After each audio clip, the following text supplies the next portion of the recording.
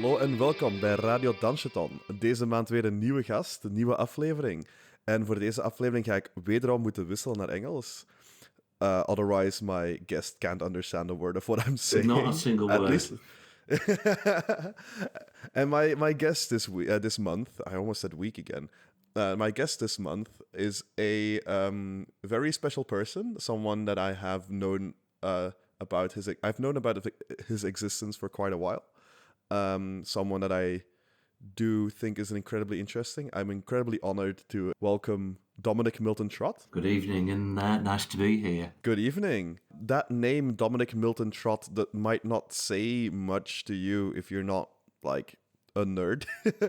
But you probably have heard of him before, because he is the person who wrote the Drug User's Bible, which is a compilation of 182 experience reports on different substances, different drugs.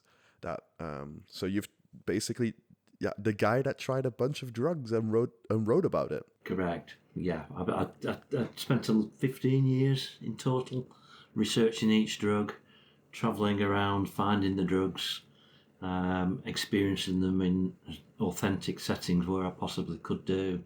And then writing the safety parameters, the doses, the thresholds, durations, onset times, and of course, equally importantly, what are they like? How long do they last? What does it feel like? Are you capable of being objective? Are you completely out of it? What sensations do you feel? What are you experiencing mentally? So on and so forth and so fifth.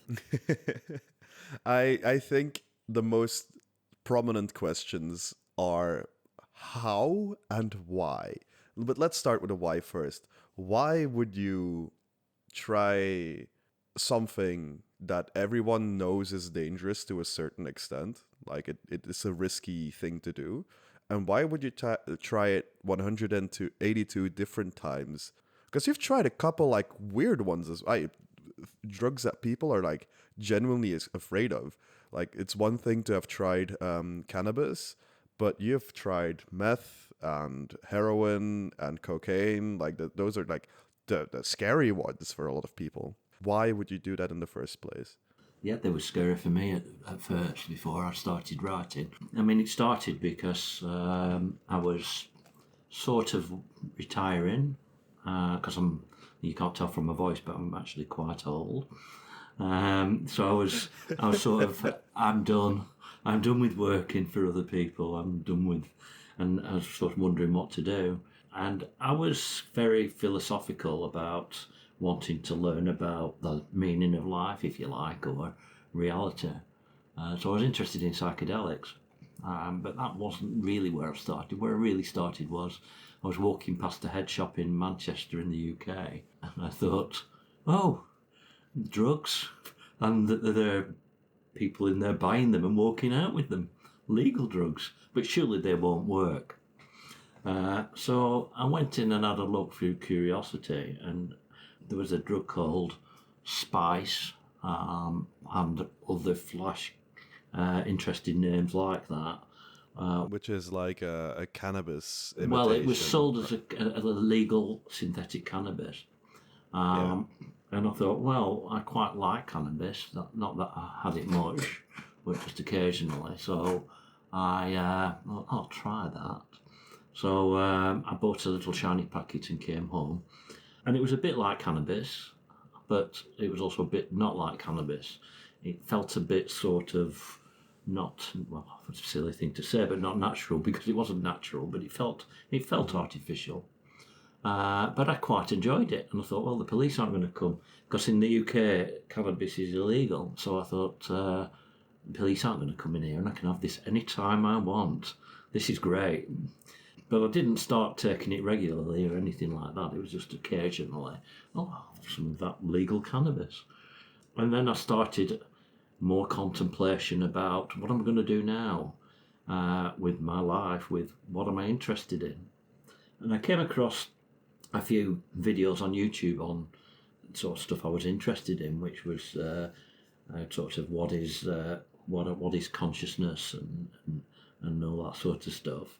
And I came across a talk by Terence McKenna, who's a famous psychonaut with psychedelics, and he talked about this plant. Well, before we go on, we know what the word psychonaut means, but the people at home might not. Like, what is a psychonaut? As somebody who explores psychoactive materials and the different headspaces and effects that they have. Terence McKenna was very into psychedelics, and he was talking about this this plant, this brew, this drink that's made by shamans in South America in the Amazon, the story was and is that you drink this stuff. After 45 minutes, you vomit, and then you embark on a 4 or 5 hour visionary journey. And yet, as it was described, this is completely safe. I thought, oh, that sounds interesting. Something that's not going to kill me, something that will provide a really interesting experience, and something that will enable me to sort of explore myself and the world, and perhaps see a different perspective. Just so we get like a bit of a sense of time. Yeah. How long was this ago? This was about 15 years ago.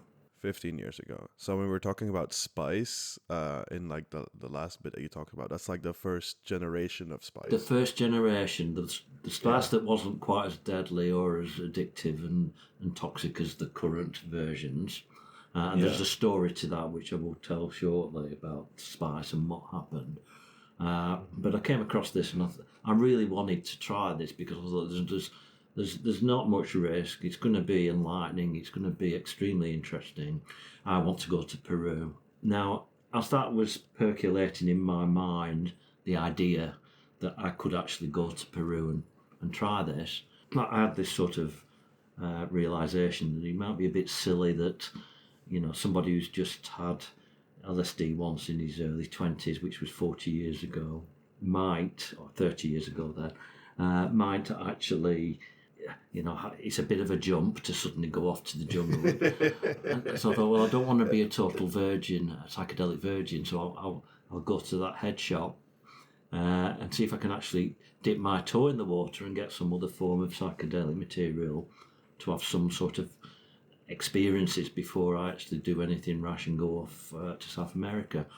So I sort of did that, and I thought, well, what is there? I'll go online, start looking around the drug forums, and at the time, because legal highs by definition were legal in this country at the time, not now, but they were at the time, there was a forum especially for UK people, what's available here in England, what do these different things do, and I sort of noticed that I learned a lot, and I learned what I could get hold of, and I could go to the head shop or I could buy them online.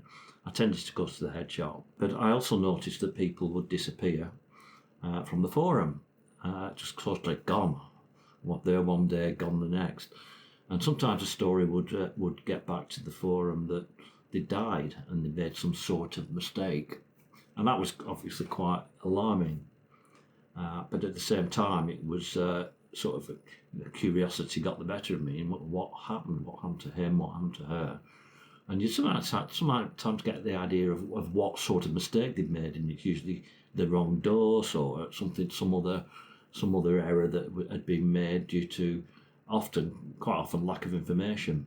And straight away it occurred to me that, well, why isn't the government providing data on some of these materials, or trying to, and then I tried to, and so that people know, well, this is the dose. You don't really want to have more than that dose. If you have more than this is really not where you want to be. This is how long it's going to last. All the basic key data points that you actually need if you're actually going to try drugs relatively or as safe as you can. And so that was an initial impression really early on. Of course, at the time, I didn't think I could do anything about that, except try and make sure that nothing went wrong for myself, my personal use. So I'd go back to the head shop, and I remember the first drug I bought was MDAI, which was an empathogen, a sort of make you feel that you you love the world and you like people, you like everyone, and it's just An MDMA analog. yeah, very weak sort of MDMA, without the energy, without the euphoria, just sort of, it's nice. And just what struck me immediately was this works. Wow. You know, I'd sort of go and buy a pizza and there'd be people there and think, oh my goodness, you know, I like They her. actually do you know, something. she's really nice. And you know, and I was sort of thinking, what is going on? And then I realised this is a drug, and it's legal. So that was I had a period of enthusiasm. But also, because I understood early on that there are risks here, I was confounded quite often about why aren't people made aware? Where is this information? Why am I having to work so hard to find out what this drug is, what it does, and what the doses actually are? Anyway, I started making, as I had different drugs, and we're not talking many here, a handful, maybe half a dozen, 6, 7. I was making notes in a spreadsheet of I had MDMA, 100 milligrams. It was nice, and maybe a couple of other bits and pieces. So I was sort of starting to document my way around the first early psychoactive drugs. Then I went to Peru and I had the ayahuasca, and it was it wasn't life shattering. It was more sort of confidence building in terms of what I wanted to do with my life. And most people who've had psychedelics, or at least have had significant psychedelic experiences, understand that they can quite often provide a different perspective on your own identity, on your own life, on what's going on in your life for you and what's going on in the world. And it sort of did that. So when I came back, and I had a really nice time, and it was a really professional retreat that I went to. So I never felt in any danger, and I came back with this renewed energy and confidence for life, really, and this belief that, you know, when I went back to the spreadsheet, this belief that, well, I've written this for my own benefit. You know, why don't I expand this as much as I can, and put it online as a gift for the public, so that at least there's more, anyone treading in my footsteps of trying the drugs I've actually experimented with won't have such a difficult time getting accurate harm reduction information, safety information. So this is a part that a spreadsheet, or at least the idea of a spreadsheet, turns into the idea of a book. That's correct. I had the spreadsheet and thought, well, because I'm old, I prefer my information to be in a book. I like to turn a page and think, heroin, blah, blah, blah, blah, blah, rather than be looking and pushing my fingers on a phone or even on a computer. That's fair enough. I have known of the PDF, because you've also released the book as a PDF that you can freely download. So anyone that's listening to this can just read it. Yeah. But even though I was aware of the fact that it was a free PDF, I still asked for the book specifically for my birthday. So it was a birthday gift from my colleagues last year, because I also preferred having it like physically in your hands. It's like it's a tome, right? It's a hefty. It's like a Bible. Thick book. Yeah, it's like a Bible, right? Yeah, it's a Bible. And I knew that if I did it as a book, I could picture what I wanted to write as a book. I could picture the first page is going to have the data and a photograph of the substance, the drug, and then I'll go into what this drug is and my experience with it. So I had this picture as well. I can do this on that page, that page, that page, and it was just sort of how I manifested it from my mind, knowing that at the end, when I'd finished, I could convert it to a PDF, or I could convert it to anything I wanted to, a website or anything else. But it was always a book. And once I had that picture, once I got back of a book, I was really enthusiastic about doing it. I was full throttle at that point, because I just thought it would have been so much easier for me in the drugs that I'd already done to have a book like that I knew didn't exist. You know, there's lots of questions going on inside of me about why doesn't a book like this already exist? Why haven't governments or health services written a book like this? You know, it's just crazy that people are dying because they haven't got a book like this with the basic information. And you could pick 1,000 scenarios of, you know, how people overdose. I mean, the one I normally use is actually heroin, and this happens. People, you know, you might get some young guy. I want to try this drug, say heroin or some other drug that's toxic in terms of overdose. What's the dose? So, you know, he may well ask his friends or her friends, oh, what do you take? And they'll say, oh, 500 milligrams, and gets me really, you know, happy and euphoric, great. So the guy will go home, he'll have his 500 milligrams and he'll die because he won't realise the effects of tolerance. You know, his friends presumably are addicts or frequent users. They've huge tolerance. So that gets people. I'm sort of thinking, why isn't there something out there? Because I had to actually work hard to get the doses of heroin when I had that. It wasn't straightforward. Oh, go here and here's the dose. So there's lots of nuances around it as well, which make it complicated. I appreciate that, but it was really hard. And the problem was that once I started it, and I'm talking about say 6 months, a year in, when I started acquiring, I started with the legal stuff first of all because they were easier and faster to get hold of in England till 2016. Substances Which is the year of the blanket ban. Yeah, everything was legal unless it was scheduled by name or by some sort of generic formula. Both Belgium and the Netherlands have the same law these days. So Belgium has a blanket ban on different groups of substances at the moment. So we don't do research chemicals legally anymore, even though they're still really easy to get, which you might have learned from Otto Jan Ham, the person that interviewed you from Belgium a while back for his series. And in the Netherlands, there is an incoming blanket ban this summer where they just ban a couple of groups of chemicals, but not all of them. Right.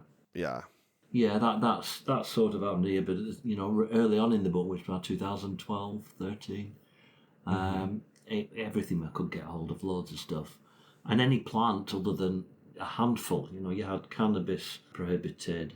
You had sort of opium and poppy, and you had all sorts of. A very small number of plants were prohibited, but you know, most psychoactive botanicals, although a majority were legal to import. So I could identify something from South America and have it shipped over here legally and try it. So it was quite easy. So that's why I started off with the legal stuff initially. But once I started it, after 6 to 12 months, and I maybe got 20 or 30 different, maybe 20 different substances written and tested and experimented with, I was sort of, I've done too much to stop. You know, I must finish this quest now. It became a sort of in for a penny, in for a pound. Exactly. It was. I was on the way towards creating something which I genuinely felt would help a lot of people. And it was sort of something that I was, well, I'm going to finish this as a quest, and whatever it takes. I didn't expect it to take as long as it did. I didn't expect it to take 40, 50 different countries to travel to. And I didn't expect... Which is a lot of countries to travel to in general, let alone with like the idea to do drugs in them. That's right. And so, but you know, that from that came a lot of lessons and experiences outside the drug quest itself. But it was once I got so far down the path, there was no turning back, and the brakes on the situation that sort of kept it at a sane pace was that I had to wait 2 to 3 weeks between each substance, because I needed to be clean. I mean, there was no good having heroin one day and cocaine the next day and ketamine the following day, for instance. You know, I needed to be clean to be able to accurately describe what the effect of a drug was. Yeah, that's no longer an experiment. That's just a bender. That's exactly right. So I'd have something, I'd wait, I'd clean myself. Well, wait a couple of weeks, then I'd have a drug from a different class. I wouldn't have a psychedelic, then a psychedelic. I'd have a psychedelic, then a stimulant, then an opioid, perhaps, and a cannabinoid, and then and so on. So by the time I got back to a psychedelic, it was maybe 2 months. So that sort of kept the pace, and one of the reasons it took so long to write. But it also meant that I did a better job than I would have done in terms of writing about it, because I could reflect and actually get it right and as accurate as I possibly could. So that's why I started. It started because people were dying through lack of information. Once I was into it, the pressure I felt was exclusively from the belief that the longer I take, the more people are going to die. Mm-hmm. The sooner I bring this onto the put this out, the sooner some people will stop dying, fewer people will die. That was the idea. So I felt under pressure not to sort of I'll have a week off. That never happened. It was every 2 weeks to 3 weeks maximum, because I just thought, well, I haven't got the luxury in this of letting it drift for 30 years, or it'll never happen. I didn't think it would be 182 drugs. I thought it would be maybe less than 100. It's only once I started going that, and I got halfway through, that I realised that this is going to take a long time. There's a lot of drugs that are sort of local in different parts of the world, a lot of plants, a lot of drugs and botanicals that are used by a very small number of people, but nonetheless are used. And it just kept going up and up and up to 182. Why 182? It wasn't the target. It was getting towards the end harder and harder and harder to identify drugs that people were using, and the resistance got higher. Well, it's a case of, there are an infinite number of drugs, because there are an infinite number of ways you can tweak a molecule and make something that's slightly different. And this is what we find. I'll explain the spice story in a minute, but there are an infinite number of potential drugs, so you could go on forever. And I had to draw a line at, well, realistically, are there significant numbers of people using a drug that I've not got in here? And I felt, no, there aren't. Because I was really scraping the barrel to find drugs that were actually in use anywhere towards the end of it. And by that time, I'd done 2 earlier editions of the book that I'd actually written, thinking that's surely enough. And then after it had been published, I'd find another drug. I'd think, oh no, I've got to do this. And once I got the order, but I've got to do another edition of the book. But the current one's the final one. I think it's not going to go any further, because it's totally ridiculous at this point already. 182 different drugs. We're leaving the realm of things that people might encounter. Yeah, that was more or less it. Yeah. There are different drugs than the drugs that are in the book, and they are available and people do use them. But generally speaking, I think most of the common ones are pretty well covered. Yeah, you're not going to really encounter. Very unlikely you will encounter them unless you're really some sort of connoisseur and you're actually seriously looking for novel drugs that are new or something like that. The drugs that are in common use are all over the world, broadly speaking, are in there. Now, I've mentioned spice a couple of times, because I'll give an example of how there are an infinite number of drugs. Spice, the first iteration of Spice was called Spice because it was a brand name. Spice was actually a chemical called JWH00018. Named after the guy that like invented it, right? It's just his name, JHW or JWH. JWH, yeah. A chemical name for a chemical. It became Spice because in the early days of the legal high years, they wouldn't release something like JWH0018, you must try this. It would be a sexy name. It would be Spice or Pink Panther or Magic Beans or so. But they became Nexus. Yeah, like 2CB used to be called Nexus. Yeah, it did. Yeah. So it would be a name to make it attractive, and Spice was just a name. It's a brand name. So what happened there was that was in the wild for quite a while, and then they made that illegal by name, scheduled it, classified it. So the chemists came up with a slight tweak on the chemical formula, and it became 5-FAKB48 or something like that, which was a stronger synthetic cannabinoid and a more toxic synthetic cannabinoid, but it was legal.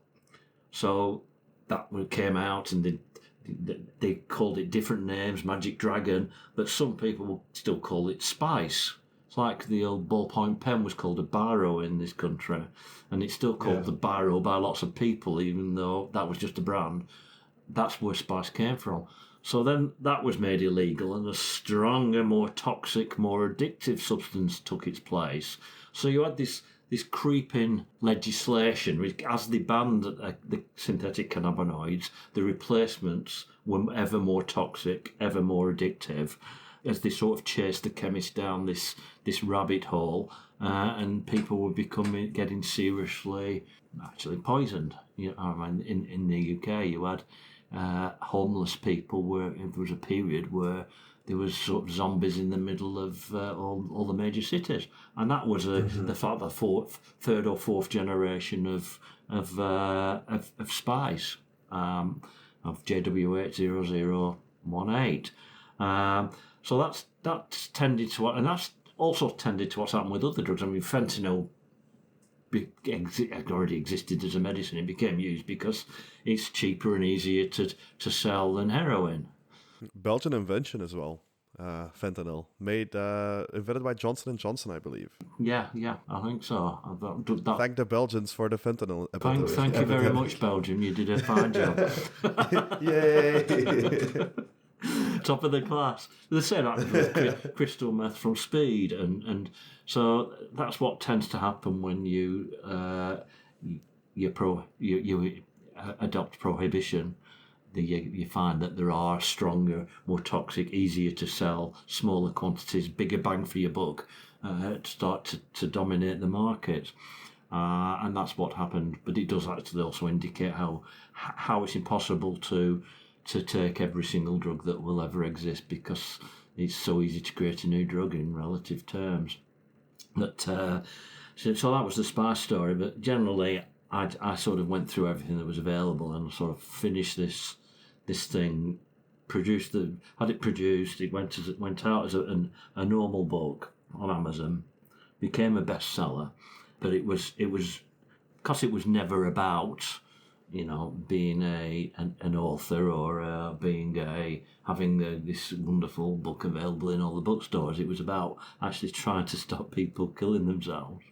I produced a PDF and put it into the wild for free. Now, you know, the issue at that point became, okay, it's now free, and it was widely used, widely known, but it never ever, apart from one brief reference on the BBC on a tech programme, never ever been referenced by the mainstream media. You know, and that, you know, that's so frustrating that you're thinking, well, here's something that will save people from themselves, that we know saves lives, yet they will not actually, they will not acknowledge it even exists in the mainstream press or the mainstream television. I'm very glad to hear that also Belgium has taken its pioneers' role seriously on that one. Like, because like I said, the people at home might know you like as the person that tried a lot of drugs, which is because you're also like interviewed by one of my countrymen, Otto Jan Ham, who made the television program called Drugs Dus, which does mention your book by name, and like, which was very, very funny because the episode came out very close by my birthday and me getting the book. So it was like, hey, I know that guy. I just got that book. So yeah, no, not in the mainstream media until like years later, because the book had been out for years. Yeah, that's right. Yeah, and it's still the only TV show that it's actually been on. And that's when I had the idea of the darknet, because a lot of people all over the world get their drugs from the darknet, and the darknet comprises in terms of the drug space of markets, as everyone's probably aware.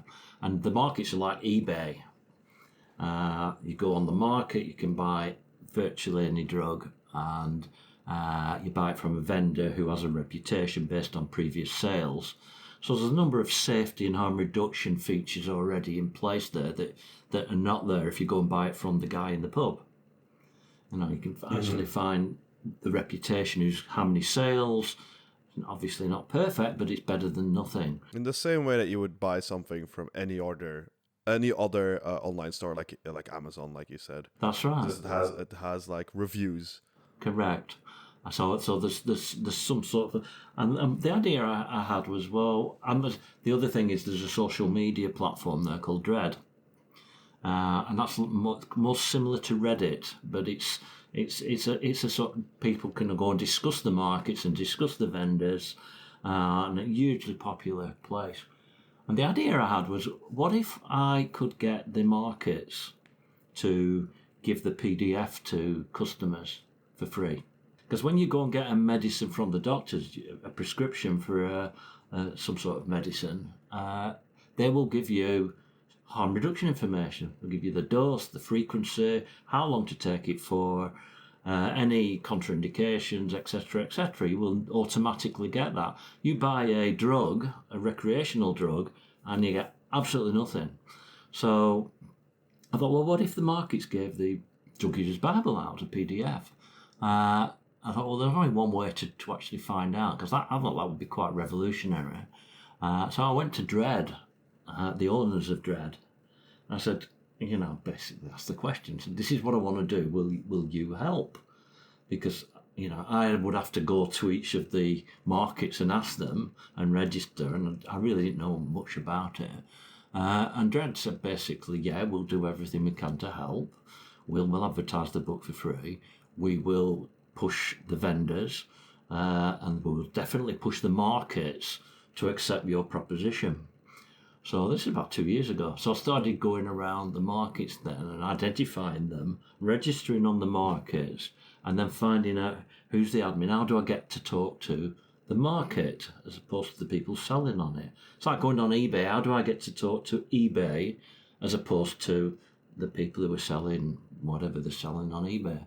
And it worked. And every time I asked a major market, will you give this PDF out? You know, a dead customer is no use to you.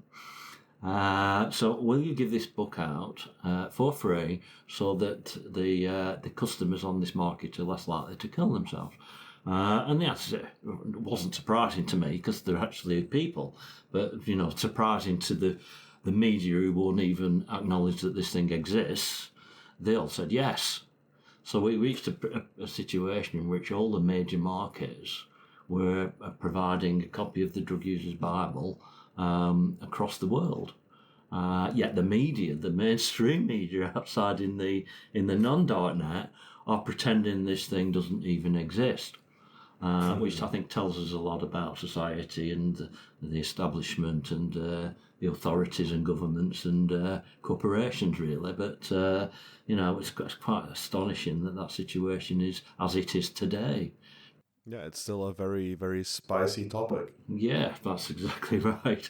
So you've got the supposed bad guys actually taking having more concern about the health and safety of the consumers than the so-called good guys who were out there pretending to govern us for the benefit of us, when obviously that's simply not happening. That's currently the situation in play as it stands right now at this moment in time. And I'm still waiting for more mainstream interest that's just never going to come. So the second, because there was a second book. right. The other one, I haven't got. My birthday hasn't passed yet. Well, it's a free PDF. You really won't want to be buying this, because it's the Drug User's Bible's a normal price book, but the second book is called Drug Tourism.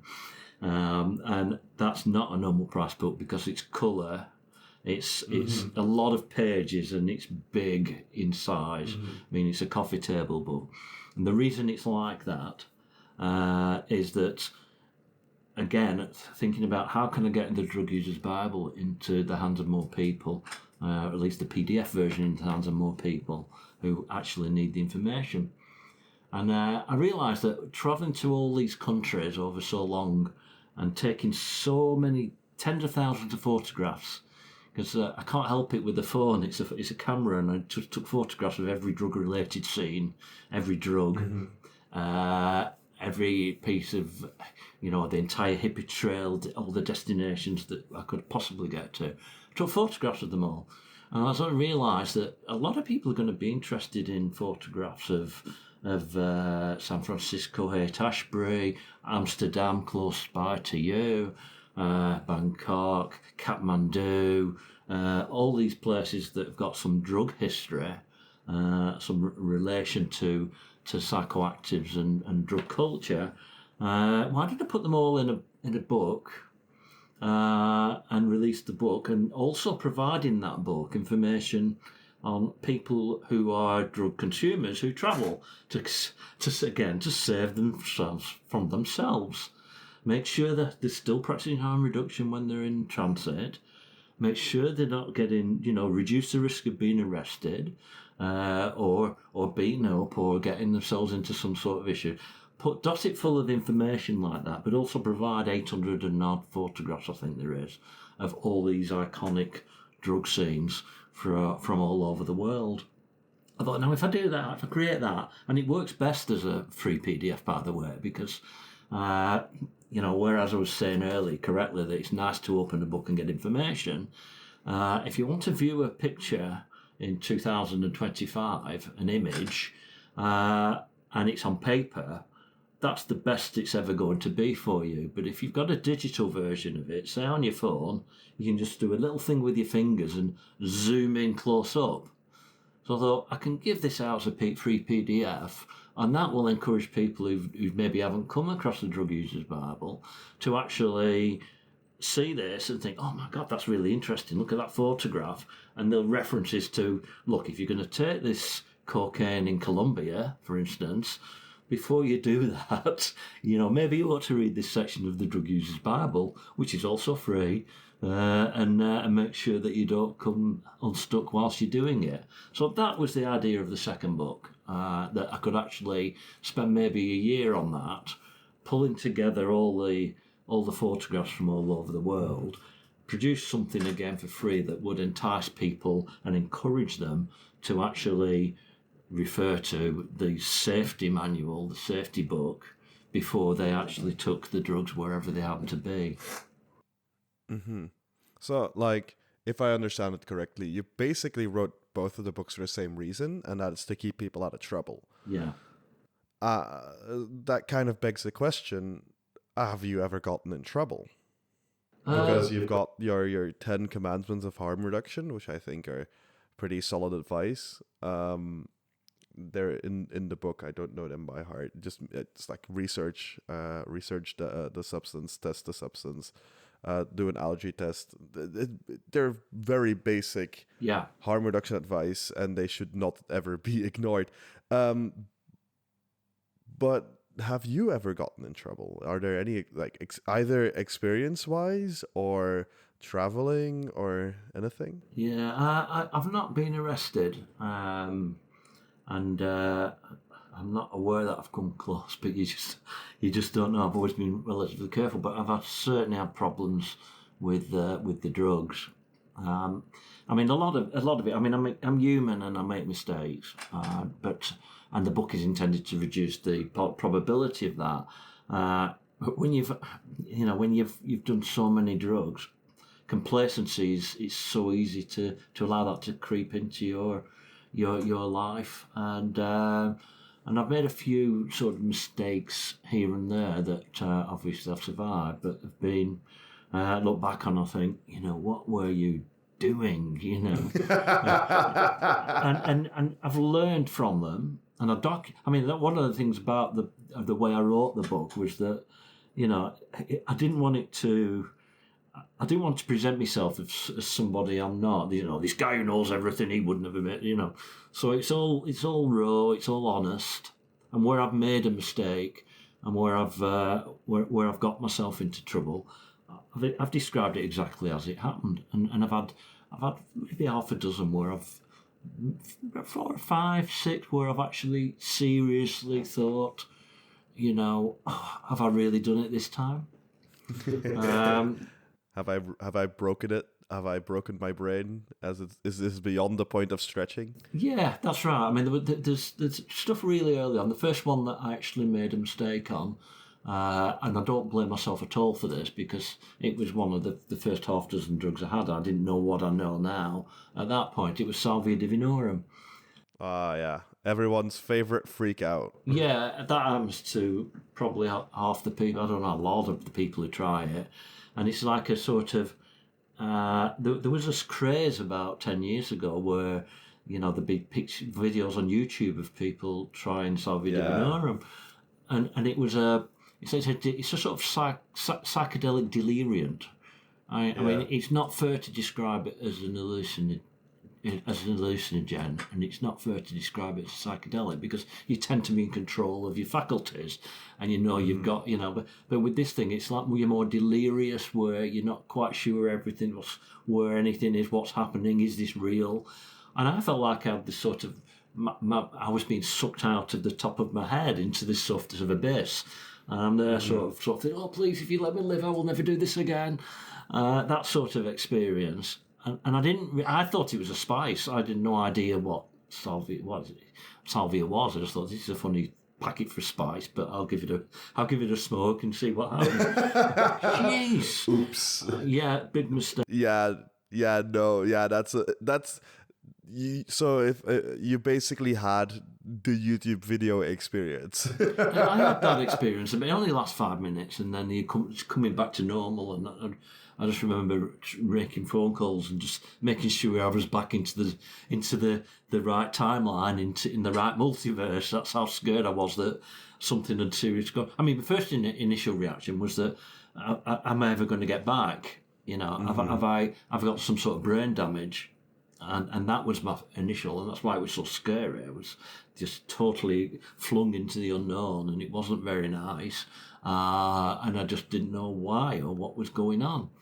But post that, there was, at the other end of the scale, an act of sheer complacency was in India. I'm sorry. Maybe I should just explain what salvia is for the people at home that don't know. Salvia is a plant from the sage family, salie in Dutch, that it's also legal in Belgium. It's still available in head shops in the Netherlands, and it is very often in the West smoked to get its effects, but in the traditional cultures that use it, specifically in South America, it's usually quitted. So that means that people chew on the leaves and swallow the combination of the juice of the leaves and your spit, and that's one way to experience the effects. For if you're interested in learning more about salvia, Hamilton Morris has a really good show, Hamilton's Pharmacopoeia, and I think the episode on salvia is also on YouTube. And you can also just watch the freak out videos, which are, generally speaking, even though there are people who seem to enjoy salvia, generally speaking, the experience that people have is freaking out for 5 minutes and then getting back to normal and then saying, I'm never doing something like that again. That was very weird. It was very scary, not a very nice experience. It worked. Yeah, it works on the brain in a completely different way than other psychedelics as well. Yeah, I mean, the other psychedelics, you tend to know what you're doing.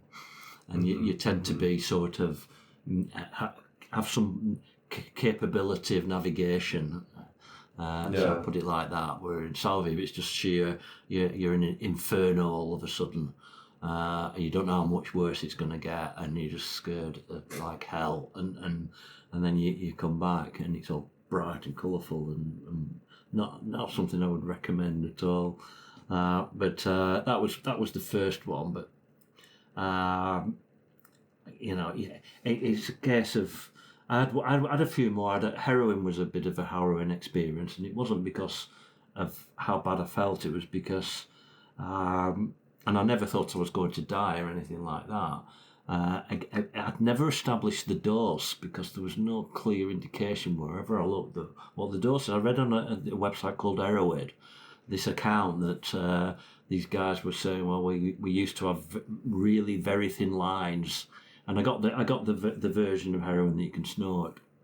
Very thin lines that you can spend all night topping yourself up. I thought, oh, that sounds quite delightful. So I thought, I'll do that. So I got that. And I remember the vendor saying, no, this is really top-notch stuff. So I thought, yeah, well, you're not going to say this is really rubbish, are you? Yeah, this is bunk. This is bullshit. It's like half of it is heroin, half of it is something else. Like, I didn't believe it, but I thought, okay, whatever. Yeah. So I started doing that, and after a few lines, I'm sort of, this isn't going anywhere. Bloody rubbish. I knew it. So I started having thicker lines. And then I started thinking, I feel all right.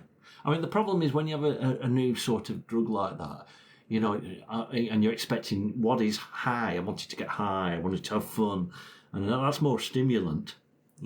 Heroin is just opioid. It's going to be euphoria and then sedation. It's a sedative, really.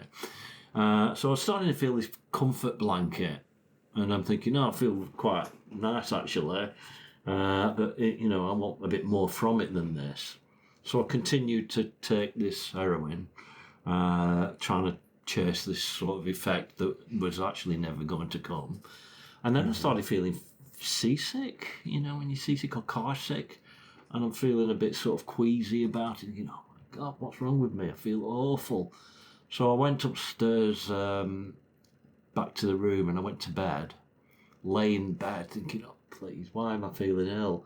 And then I vomited, and then I thought, I've got to get up, I've got to go and find out what's happened, and I vomited again. And I managed to get to a laptop and type in heroin vomiting, and the first thing I found said, oh, vomiting on heroin, this is a sign of a real high quality heroin.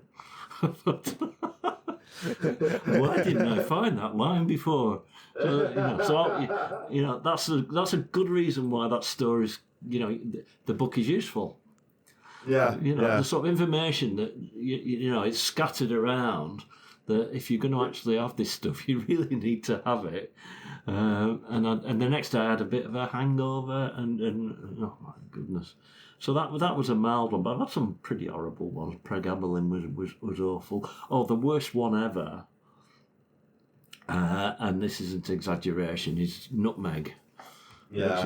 You've probably heard me recount this story before. It's a deliriant, a bit like salvia, only it's oral. And it is the nutmeg that you find on custard tarts and cakes. Yeah. Or in we put it in mashed potatoes. Right. Like puree. Yeah. Not muscat. Okay, if you have a very large dose of nutmeg, and a couple of nuts, maybe, I don't know what I had. I made nutmeg tea, and I just remember it was a Friday night, and I thought, I'm going to get high tonight. I'm really looking forward to this nutmeg. I've heard that it gets you high, And I waited for hours and nothing happened, and I went to bed really sort of depressed about it. Bloody hell, what a waste. And I woke up in the middle of the night in this hell. Everything, my head was spinning. I felt dizzy. Everything was bright, and the floor was moving up and down and up and down. And I needed to go to the loo, and so I thought, I've got to go to the loo, and I'm crawling on my hands and knees, which seemed to be going into the floor and pulling my hands up like they were in treacle or glue. And I was ill for a week. I didn't go to work for 4 days, and it's a deliriant. And again, somebody should say, look, this is not a psychedelic drug. Suffering from delirium is not the same as having a psychedelic experience. They are they're different experiences. Delirium is going to make you delirious. You do not want to be delirious because you don't actually know what you're doing. Your reality is distorted. You can easily put your hand in a fire or do something absolutely insane on a delirium. So that was a terrible experience, but that was one many years ago. And I never had another drug for about 20 years after that. That was that bad. And You know, and then on the other end of the scale, you can even have a bad experience on something as benign as cannabis. Mm-hmm. And another story I tell quite often is I went to Varanasi in India to have something called Banglassi, and Banglassi is a yogurt type drink with hash in it, and you drink it. And anyone who knows a lot about cannabis will tell you that it's very easy to go too far with an edible. Yeah, it's the common story of like, oh, I don't feel this edible ain't shit, and you take another one, and all of a sudden you're very high for way too long. And you can't get out of you it. don't really get higher after some point because like your receptors are like saturated. Yeah. But you stay high for a very long time. It's a and long that's, time, like, and it can come with sort of intense feelings of dread and fear and paranoia, and I got that in the middle of this Indian city called Varanasi on the Ganges, and I just remember running around like a sort of, what am I going to do? Because it was a 40-minute tuk-tuk ride to my hotel, and it was really hot, and India is. I love India. I've been there about 10 times. It was really hot, and Indian cities are so wild and noisy and colourful, and it's just so intense. It's hard to describe them as like a chill place. That's to right. Sit down and take in the environment. So I'm starting to have every thought having a sinister edge because of this drug, and I'm just overwhelmed. And I'm going down to the Ganges, so I go back down the bank towards the river, and I sit down and think, oh my God, this is terrible. I know what I've done. It's that Bangladesh give me too much, and I sort of look up, and there are Hindu burial ceremonies going on right in front of me, and I mean about right there, and there are bodies being put in pyres, and there's blood, and I'm sort of terrified of this, thinking there's real bodies and there's real blood. And of course, that's freaked me out again. So then I go running back up to the city. I can't think of a worse place to be stoned than at someone else's funeral. It was scary. Then, of course, I have to go for the tuk-tuk, and which I'm normally Which quite is scary in its own right. Exactly, but I mean, I'm normally pretty calm on them because I think, well, these drivers are used to it. It may be terrifying for me, blah, blah, blah, blah, blah, all over the place. I'll just put my faith into this driver. But in that condition, of course, I'm holding on like I'm on this super duper roller coaster. And if you have a lot of hash, your mouth goes dry if you don't have a drink. So at this point, I'm unable to talk. So this driver's saying, this way, sir. I'm trying to talk. And I can't talk to him. An absolute dreadful experience. Eventually, obviously, I got back to the hotel. I must have water. And I had water. I lay down on the bed. I think, oh my God, I've survived it. Never again, you imbecile.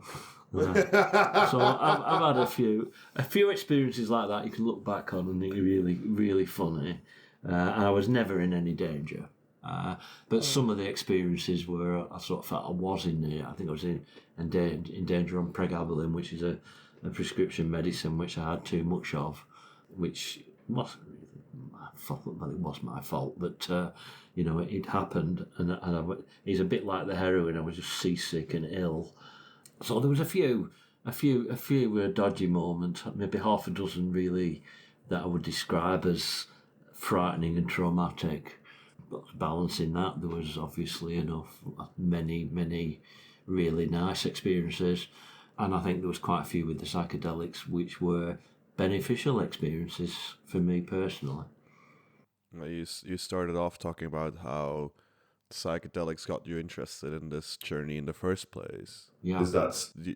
Do you still also think that these are the most valuable ones for you specifically? Yes. I mean, I think they should. I mean, the very fact that you've got actual medicines, and some of them are medicines that can actually help people address depression and trauma, and they're illegal, is absolutely outrageous.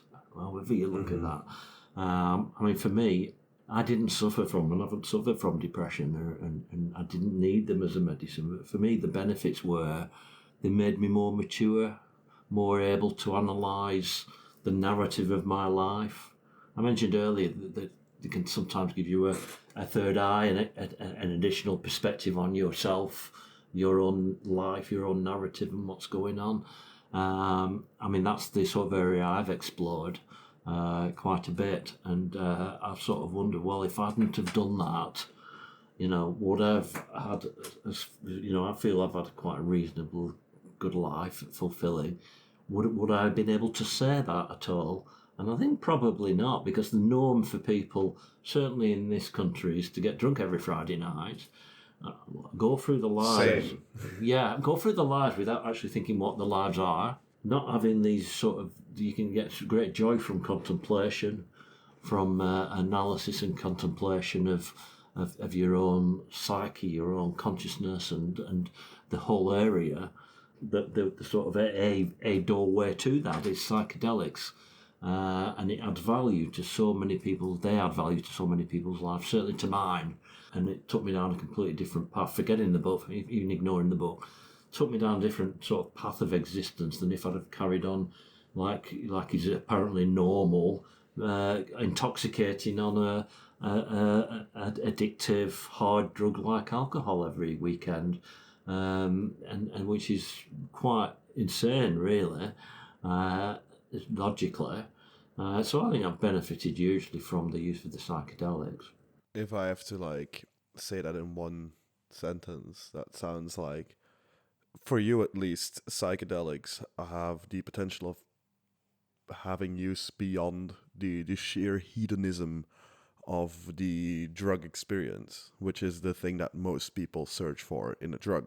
The idea of a glass of wine during dinner is, or even like shots with friends at a party, or cocaine, or smoking weed, is very often the hedonistic approach, right? Yeah. I want to feel good, I want to enjoy, I want to relax, I want to have a party, whilst psychedelics, at least for you, seem to have the potential to be more than that.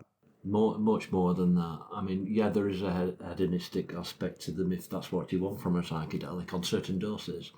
And there's nothing wrong with that. I mean, I still enjoy certain drugs when I'm travelling, and for that reason, for recreation, and tending not to be alcohol, because that is really not a very nice drug once you discover certain alternatives. But for psychedelics, you can recreation. But for me, it's a tool of exploration. They are a tool of exploration, to learn, to contemplate, to study the areas of existence which can be done without, but it's much more interesting, easier to do, and these thought patterns manifest themselves in a far more sustainable way with the psychedelic than trying to meditate your way to through the mire of these deeper, more meaningful questions. And also to, I mean, it's knowledge, isn't it? And, I learned they are a tool of knowledge, a tool of exploration, not just a tool to be used for recreation. That was going to be my next question. When we're talking about different drugs, which ones have you found to be the most hedonistic? I often get asked the question, what's the best drug? And there isn't a simple answer. And the reason is because for me, and I think for everyone generally, is it depends what you're seeking, or what you're seeking at any particular time. If I want to relax, obviously it will be something like cannabis, or probably cannabis. If I want to be high and party and have fun, I would probably go for, that's a good one. I mean, I usually say amphetamine speed. Again, it's, do I want to be that high for that long? So there's nuances in play. In a short period, it's probably cocaine, or mephedrone's very popular, and I quite like mephedrone. Mephedrone, 4-MMC or MCAT. Yes, that's correct. Yeah. Yeah, incredibly popular in Belgium and in England. And Definitely the Netherlands as well. Yeah, definitely here. I would say, I mean, there's a drug called ephenidine, which is like an oral ketamine. And the joy, if you like, of that particular dissociative is that it lasts longer on the right dose, and it's easy to sort of manage. There's no sort of out of control euphoria. It's just a very nice dissociative-like experience. And the other thing is that, according to the UK Quango on drugs, which advises the government, there's no evidence that it causes bladder problems. So that's quite nice. But generally, I mean, the drugs I like are psychedelics, and the one I've had more than any other is LSD, and that's largely because I know people say, "Oh, what about mushrooms?" And say, "Well, yeah." But I find that LSD is easy to regulate and control because you've got a greater control over precision in dosage. If you have something like mushrooms, or I know it's not difficult to measure doses of mushrooms, but if you want more precision and control, I'd tend to go for LSD, and I find that, again, variation on doses with a lot of drugs a dose can change the nature of an experience dramatically. But I do like I do like LSD. It's probably my favourite. But again, it depends on the circumstance, how long I've got, what I want to get out of it, where I am, what I'm feeling like. Basically, what I'm seeking at that particular moment in time will determine on what is my favourite drug at that time. And drugs like, because I have the book. I haven't read every passage yet. I've read a good chunk of it. But what about drugs like, the most famous one I think is methamphetamine, Yeah. which you have tried, and also alpha PHP, which you also have tried, which is also very well known under the name like Flakka. Yeah. What were those like? Maybe start with the Flakka, with the alpha PHP, because I think that has been a drug that has been in the news for a bit, specifically in America, in Belgium as well at one point. So seriously speaking, I wouldn't consider it to be dramatically different to methamphetamine. Mm-hmm. It's stimulant. I mean, APHP had a more sort of fuzzy head. I mean, how would you describe that? Less clarity in terms of where your headspace was. But it had lots of similar features. I mean, it clearly works well as a chemsex drug. It clearly gets you very energetic and buzzed and high. And there's most of these features are shared by quite a few members of the class stimulants. We find a lot of very similar features, but some come. I mean, meth and APHP, there's a greater intensity in certain of those features. I always found that APHP and addict. I mean, one of the things I had is a few of these drugs. A lot of these drugs I had more than once. And people laugh at that and smile and think, "Oh yeah, well, because I have to be certain," And no, the real reason is that I wanted to, have a little idea of different doses. And the first dose I took, I usually tried to depend on the circumstance. I never really aimed for trivial doses. I always wanted to go in that zone between a common dose and a strong dose. Just above common I tried to go for, because if you're going to write about, say, alcohol, you can have alcohol and you say it was illegal. I mean, what would you do? Would you have half a pint of alcohol and write about it and say, yeah, that's alcohol, I've done that? That would be nonsense. You'd want to actually describe what it's like to be drunk. Not unconscious necessarily, but, to 4 or 5 pints, you'd want that sort of level of above sort of, and that's what I tried to pitch in the book, where I could have, this is what a reasonably strong dose is going to be like. And then I'd feel, well, I should do maybe another, so I tended to do that quite a bit, and I did that with APHP. but very, you know, small amounts is very strong. I mean, this is the other thing, it's the measurement of these things. Because it's a very strong stimulant, it's a lot stronger, be more bang for your buck in terms of the dose that you're having will have a much greater effect than most of the stimulants. Methamphetamine was an interesting one for a couple of reasons, because up to that point I'd had speed a few times. Amphetamine, methamphetamine is stronger and more powerful.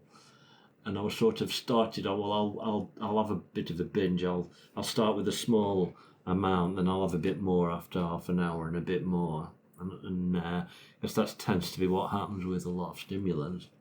Initially, I was thinking, it's quite disappointing. It's not really much different to amphetamine. But then when it kicked in, I realised that this is as high as I've ever been in my life. It was just great. And the problem with it was that I had quite a reasonable amount. I had 100 milligrams of meth I'd got hold of, and it's probably too much to have in a single session for someone who's never had it before. But after 100, I was desperate for more. I would have, if I'd have had 200 milligrams available, I would have had it. Had I had half a gram available, I would have had it, because it's just the compulsion to carry on and sustain this wonderful, feeling of euphoria and energy, full of dopamine and serotonin was as high as high can be. You don't want to come down ever. And I would have just had it all. And luckily, I understood before I took the drug that was a potential outcome, which is why I only had it. It's a lot. Which is why I got my supply to 100 milligrams and no more. And I knew that don't take this until you're in a position where you're going to find it impossible to get some more. So once I'd run out of the 100 milligrams, I couldn't get any more of the stuff, because I would have done. Absolutely no doubt whatsoever in my mind that I would have carried on. Kind of like you would have with like a tube of Pringles, right? Once you get a couple of Pringles, and you're probably gonna finish the tube. Absolutely correct. The compulsion, the need, you're sort of looking around. Surely I've spilt a little bit down there somewhere. You're that sort of desperate for to stay where you are. And one of the things I tended to do when I got in that sort of situation was have weed available, because weed is actually quite helpful in bringing you a bit down to earth from a stimulant and helping you to stop. But that was the first feature of it. And another feature of it, and this is how people do get addicted, is that I have this page at the front of the book that has a picture in it, a graph.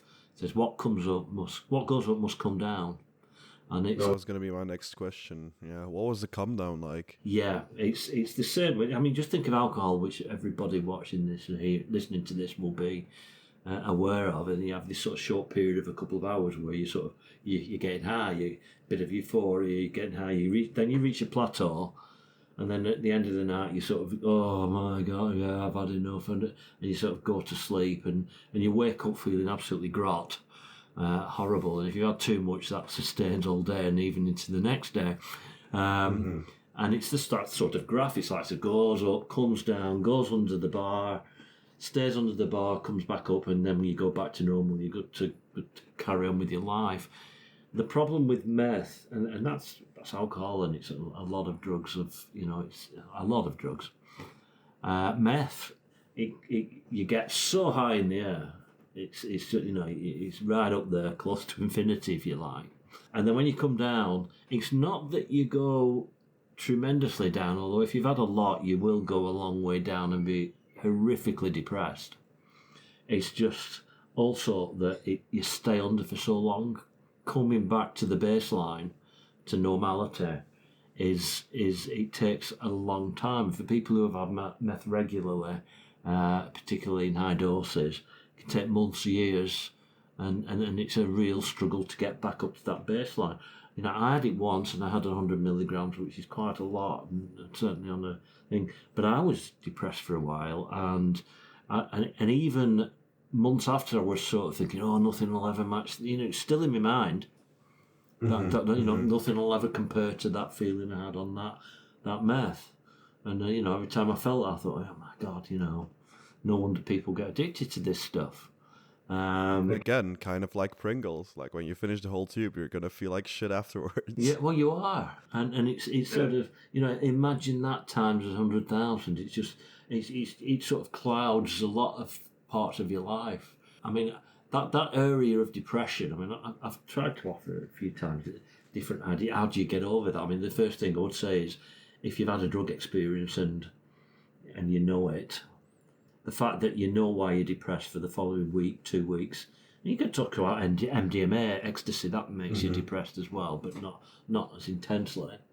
You know, don't make any life-changing decisions in the period in which you're artificially depressed. You know, anything that's important for your future, make sure you're making those decisions when you're not in the aftermath of a drug like methamphetamine or even ecstasy. Know why, keeping in mind why you are depressed and that it's going to end, and look at the end of the tunnel. So don't, you know, again, don't dwell on it too much. I'm going to be all right in a few days or at this point in time. And then do all the normal physical stuff like good food, fruit, exercise, sleep to try and recover quickly. I mean, the other aspect of meth, I mean, I'm going to mention this. I don't often talk about this particular aspect of drug use, but I will now because we're actually talking about meth. Meth is a chemsex drug, which is a type of drug which is used to intensify or prolong sexual pleasure. And it can be either normal with a pleasure or pornography or something like that. And if you actually go on a forum like Reddit or anywhere, you have to be Reddit, presumably, because they banned this on Facebook or Instagram. But one of the less tightly regulated social media platforms, you know, people will be talking about it and joking about it quite openly, and you know, for the obvious reason. I mean, because it's fun. The problem is there are serious risks with mixing sexual activity and drug use. I mean, there's risks whilst you're engaged, and there's risks downstream. I've just described for methamphetamine how you're never going to reach that high in real life in terms of how enjoyable it was, how much dopamine and serotonin you had running around in your brain, and combine that with sexual activity, and what you're liable to find, especially if you repeat that, you are likely to find for a prolonged period sexual activity without the drug to be extremely unfulfilling. It's Pandora's box. Once you open it, you can't forget the experience you had. It creates a high watermark. Yeah. Yeah. Yeah. So it's going to be really hard to get up there again. Yeah, you're not going to do it without the drug. You know, the only way around that is for enough time to pass, which can be up to the individual, I guess. But you know, Or more drugs. yeah, or more drugs, and then eventually, what you're doing is, because you're combining it with sexual activity, you're likely to get addicted to the drug. You know, so the whole area there is one that I would urge extreme caution for people. If and so many people do that, you'd be surprised how many people are using drugs in that manner and are actually suffering the consequences of it because of this sort of lack of advanced forethought of actually where is this going to lead, what's going to happen, and what happens when I don't have the drug, and what's it going to do to normal relationships for me as an individual. So that's another area, and I mentioned that because methamphetamine is very much in the centre of that area of use. Maybe not so much PHP, although that is a similar sort of drug. We've talked a lot about drugs that you have done. I wanted a nice question to sort of like not end on, but like go towards the end of this episode. What about drugs you haven't done? Are there drugs that are still on your list? Things that you still want to have tried, to have documented? Are there a couple that have evaded your grasp? And if so, which ones and why? The only one that's evaded my grasp is Quaaludes barbiturate, which used to be a drug that was used in the 60s, prescription medicine. It's most well known. I think it was like mentioned pretty frequently in The Wolf of Wall Street. Yes. I haven't seen the film, Yeah. but Like I remember it being like a theme. Yeah, I mean, it presented it as though it's this sort of a great drug. It's not a great drug. I mean, some people probably disagree, but it's not that. So it's more a sedating type of, it's not like a meth or an LSD. And the problem is obviously it's not manufactured and widely available, or not available in the West anymore. It is available, or was in South Africa. So I went to Cape Town to try and get this stuff, and I thought, not that it was. I mean, some places I've gone, and I thought, Colombia. I mean, I went to Colombia for cocaine, and I was really looking forward to it. I wonder what Colombian cocaine is going to be really good fun. I didn't really feel that because Quaalude's not my sort of drug. It's not that sort of, high, wonderful, life-shattering experience type drug as far as I'm concerned. So I went to South Africa and I couldn't get it. And I thought I went in a couple of pharmacies. I always worry about. I have to be careful here if I go and say, have you got any Quaaludes? Yeah. Like there is a Vice documentary on Quaaludes, like Mandrax, as it's also known. And yeah, South Africa is there. There is still an area of use, but it's not like you just like ask a pharmacy, right? Well, I went under the impression that you could actually get it from some pharmacies, so I did sort of go in and say, I tried to say that the doctor at home said that Quaaludes would be, but they no longer would be great for me. But I came up with a bullshit story to try and sort of edge around the topic. Oh, we don't sell that anymore, sir. So I didn't get absolutely anywhere. And then I sort of look around the sort of areas where you might think you might get it, which is how I tended to. I mean, when I've gone to certain places, when I've gone somewhere for drugs, I've not usually had any problems finding them. And I think it's partly because I've researched on the sort of parts of town or areas to go. I mean, Colombia being good example. I knew where to go to get the cocaine, and I knew what the protocols were, how they would sell it to me, and like cultural ways that drugs are carried that's out. right. And I tend not to have any problems because I look like the sort of person who would use drugs, apparently. So I'm told, and so I've tended to go to places, and people have come to me quite often. Oh, do you want? And they usually say a shopping list of drugs or something like that. Cocaine, blah blah blah blah blah. I say, yes. What have you got? But you're always a bit careful because they might be police, law enforcement. Yeah. So you've got to have some sort of wits about you.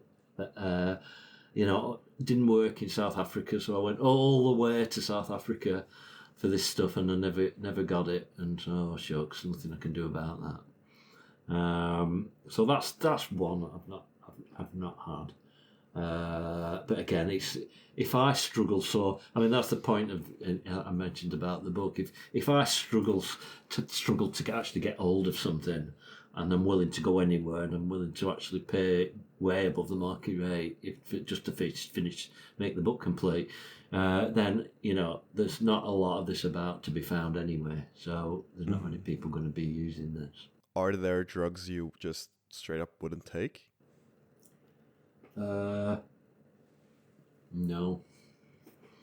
I say that. I was not entirely certain what the answer was going to be, but I do know like I can check the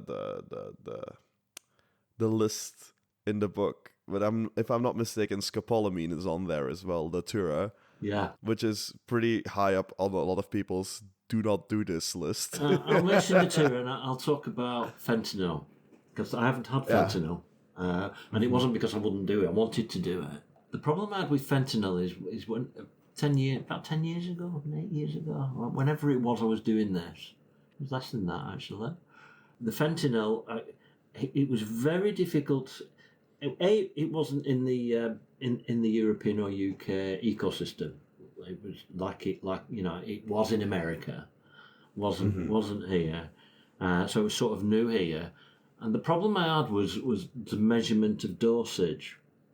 Because it's so strong, it's like I mentioned APHP, but it's a lot more powerful than that and a lot more deadly. Even though APHP is a very small amount, will get you extremely high indeed. Fentanyl is such an easy drug to overdose on. Because it's such a tiny amount. And I knew that. Well, is there a way of getting this that I can actually have an accurate measure of the dose, a non-fatal dose? Couldn't find it. Preferably. Yeah. Preferably not fatal. I couldn't find it. And so what I did was, I said, well, I'm not going to actually try it, and if I'm not confident that I've got a dose that's not going to kill me, it would be stupid to actually take it. So I noticed when I was researching during the period of research, I saw this in the DEA, the Drug Enforcement Agency in America. I saw there was a picture of a classroom and the teaching class about fentanyl for police officers. And that's this great picture of the lethal dose of heroin, lethal dose of carfentanil, and the lethal dose of fentanyl.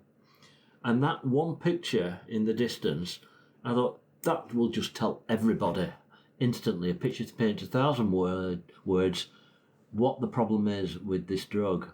Because if you get the right dose, obviously it's not going to kill you. It's actually used in hospitals, or what? Yeah, it's a very useful medical drug. It's used Absolutely. for life care. It's relatively cheap to produce. It also produces less of a histamine response. So like people on like opiates get itchy, but fentanyl doesn't get you as itchy. So it's great in the medical setting when there is a medically trained professional dosing you with the drug for pain management. Yeah. So that's the message I needed to get over. Yeah, I would have had it if I could be certain of the dose, but I wasn't, and this is why. So I wrote to the DEA, sent them an email, and said, look, I'm Dominic Milton Trott, I'm writing the harm reduction book. I didn't tell them what it was going to be called, because I'm writing the harm reduction book, and I noticed that you had an image on one of your presentations. Could you publish that on one of your websites? Because in America, if something's published on a government website, it's public domain. Yeah. Right. Everyone can use it. Anyone can use it. So, and I said I don't want permission, because I was obviously worried once they saw it in that book, they'd withdraw permission, and then I'd have all sorts of problems trying to A shitstorm kicking off. That's right. Yeah. So I said I don't want your permission. I want you to publish it so everybody can use it, because I think this is a really important picture. And so credit to them, they just said yes, okay, we'll do that, and they did it. So I was able to grab this picture from the government website and stick it in the middle of the Drug Users Bible, so everybody could see what the lethal dosage ratios were and why, never have this drug unless you were absolutely 1,000% certain that you've got a non-fatal dose. So that's the problem with that, and that's the one that I could have had and didn't, and that's the reason I did. Datura, yeah, it's seed, and it's a deliriant. It's like nutmeg in that respect, similar effects. And I'd already had the nutmeg experience, so I wasn't in a mad rush to have to suffer delirium again, given it was traumatic and I didn't touch another drug for 20 years. But I had to do it, and I had to do it. And if I can have a non-fatal dose and do it, I'm going to do it. I've got to be a man, I've got to do it for the book. So I thought, how am I going to do this? And I read that one seed can be 7 times more powerful than the next seed, which again makes dosing, ridiculously difficult to actually achieve. You'd have to do some Very volumetric. tricky. Yeah, that's right. Which, and I'm not actually a chemist, and I'm not convinced I would actually do volumetric dosing correctly. So then I'm in a bit of a dilemma. So what I decided to do was I got hold of these seeds and I thought, I'll pick the juiciest, fattest, most beautiful looking seed in the entire pack. And I'll assume it's 7 times more powerful than the next seed. And I'll just have that because the dose is just a few seeds. You see, it's not 20 seeds or anything. That's going to probably kill you. So I had this seed and with water. And after 2 or 3 hours, I thought, I feel a bit weird, but I feel all right. So it's not had that much effect. Then I went for a swim at the local pool. And it was when I was swimming along that I was sort of have this feeling of this water.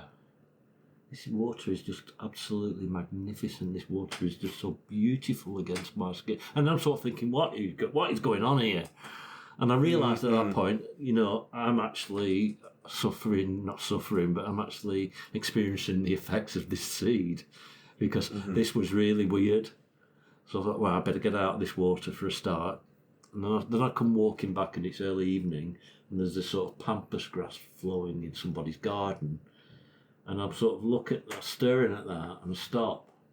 Bit spooked by it, bit sort of, that's a bit weird. Then I noticed that my sounds are hitting my brain about a microsecond after I've seen the event occur. There was a disconnect between my sensory organs hitting my brain and my brain being able to construct my reality. So I'd see something, something that made a noise or a foot on the like ground. a bird flying in a tree or like and then someone a second biking later, past. the sound would hit me, and I'd be, and I realised, what actually seems obviously happened with the delirium is that it seems to pull apart your sensory organs, and then if you have the high dose, the sort of gap or overlay must get wider, and when it tries to put them back together, it creates the wrong picture, and this is why people put their heads in gas ovens thinking it's a time tunnel.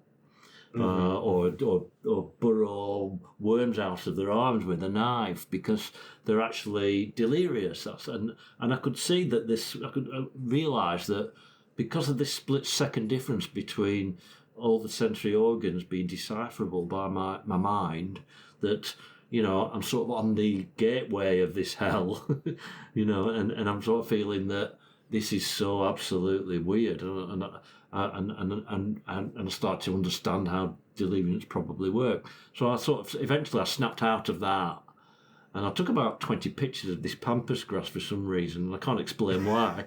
And I got home and realised that, wow, crikey. So I thought, well, that's it, I'm going to bed now. And then during the night, I had the most weird, vibrant, colourful dreams that you could possibly, and a lot of psychedelics and other drugs. There's a class of drug called anerogens, like the mugwort does this on the first time you have it. It creates vibrant, memorable dreams. Yeah, dreaming drugs. Yeah, that's right, dream herbs. And psychedelics can do that, and this certainly did that big time. So that's how I got. I mean, I managed to get this experience out of it, and I managed to be able to then document it with all the harm reduction safety information of, look, this is what happened to me, but if you really, really want to understand how bad this can be, you just search on Datura train wrecks or things. You will find hundreds of stories of people who've got terrible experiences to recount, and a lot of fatalities too. Yeah, I've actually had an experience with a person. Like I've talked to someone that got dosed with Datura without knowing what it was. So like it got it into a tea, and he drank it. The person that gave it to him said, "Yeah, it's kind of like weed," Which is a horrible thing to say. Yeah. He was actually in Brussels Central Station, or around that area, at least Brussels Central. And he started seeing scars on people's faces, and they started moving. And that was for him the cue that said, "I need to get out of here. I need to go home. this is not an experience I can have in a public place. No. He then left for his house, and I think the next moment he realized what was happening again. He was fighting a nurse in the hospital because she was trying to insert a catheter, because one of the things that scopolamine or like datura does when you take enough of it is you can't pee. It's horrible for your kidneys. So the experience that you've had is probably like the least bad what I've heard. Absolutely. And one seed, folks. One seed. Yeah, one seed. Yeah. And this stuff grows by the roadside, right? It's a pretty common plant. That's right, yeah. It grows. My parents have it in their garden. My dad likes the way the flowers look. I've never come into like the idea of consuming them because I knew it was bad, but like, yeah, that's just to say how common it's horrific. I mean, this is again, it's our media are just so irresponsible, really. I mean, the same with the nutmeg. They describe it as a trip or an hallucination, and you just be careful with words, because people take cues from words, and words like trip and hallucination are actually quite attractive. But delirium is absolutely not where you want to be, and not something you could well not survive it. And if you do, you might well have serious problems downstream with your health. I think this is a wonderful note to end on. I think I hope both you and the listener has enjoyed this conversation as much as I have. Absolutely. Which has been a lot. This was amazing. I want to thank you so much for replying to my DM and having this conversation with me, for taking your time to talk to me about this. I want to thank everyone at home for listening, and I think everything is going to be in the link to your Instagram is going to be in the description. The link to the book will be in the description to this episode. And yeah, if there's anything else you want to say, now's the time. Thank you very much. It's been extremely. It's been fun, and I appreciate it. And thanks for getting the harm reduction message out there. It's absolutely a matter of life and death, and it's important. So thank you for all that. Thank you. Thank you very much. Well, have a nice rest of your evening. Bye, everyone. Bye.